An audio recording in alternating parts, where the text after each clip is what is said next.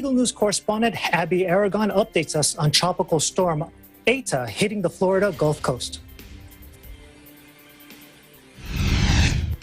Rain has been consistently falling here in Tampa, Florida, with intermittent gusts of wind and heavy downpours throughout the day. During this very active 2020 Atlantic hurricane season, Eta ties the record as the 28th named storm this season. While Eta has been downgraded to a strong tropical storm as of Wednesday 1 p.m. Eastern Time, hazards continue to be expected for west central and southwest Florida. According to the National Oceanic and Atmospheric Administration, storm surges are possible along portions of the Gulf Coast from Bonita Beach to Suwannee River, including Tampa Bay and Charlotte Harbor.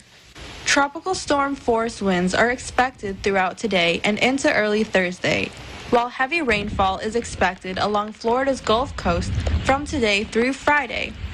This increases the risk for flooding across west and central Florida today through Friday. According to a tweet by Governor Ron DeSantis, he is urging residents along the west coast of Florida to prepare now for impacts, which include flooding, power outages, and strong winds. From Tampa, Florida, Abby Aragon, Eagle News. We live in interesting times.